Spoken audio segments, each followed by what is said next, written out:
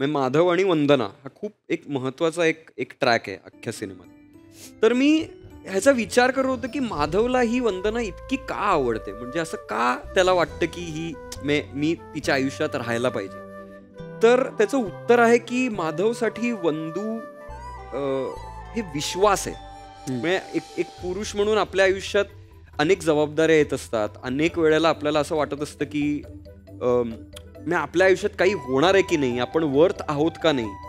पण आपल्या बरोबर जी असते तिच्या डोळ्यात जर विश्वास असेल तर मग भीती की काय होणार आहे हे काहीच नाहीसं होतं. त्यामुळे ते आणि तिने काम करताना एका सीन मध्ये मला ते सापडलं.